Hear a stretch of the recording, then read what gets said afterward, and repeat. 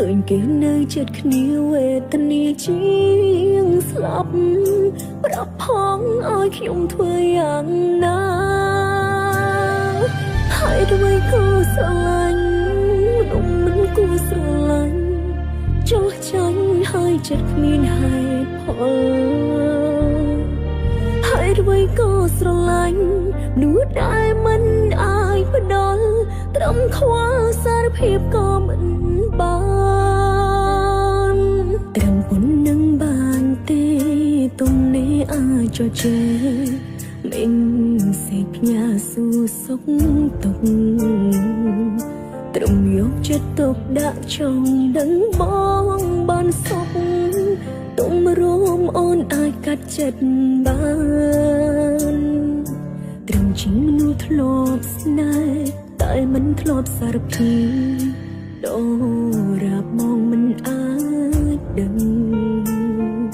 ចង់ផ្ដាំផ្ញើនិស្ស័យបើសិនមានសង្ឃឹមញញឹមបងកប់ក្តីឈឺចាប់ហើយអ្វីក៏ស្រឡាញ់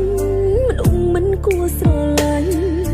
ចោះចាញ់ហើយចិត្តគ្មានហេតុផលហើយអ្វីក៏ស្រឡាញ់មនុស្សដែលមិនអាចផ្ដល់ត្រឹមខ្វល់សារភាពក៏មិនបាន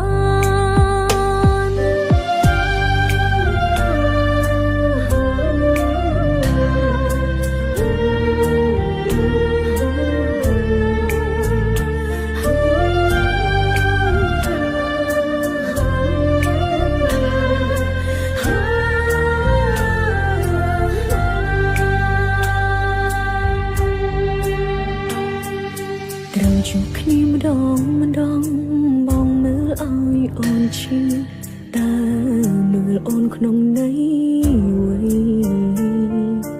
ដឹងចិត្តខ្លួនឯងតែមិនអាចដឹងចិត្តថ្លៃរាល់ថ្ងៃថ្លៃមានគេក្នុងចិត្តត្រឹមជាអ្នកស្គាល់គ្នាវេទនាជាងមិនស្គាល់ធ្វើអ្វីនាំឈឺចាប់ឃើញគេនៅចិត្តគ្នាវេទនាជាងស្លាប់ប្រាប់ផងឲ្យខ្ញុំធ្វើយ៉ាងណាហើយអ្វីក៏ស្រឡាញ់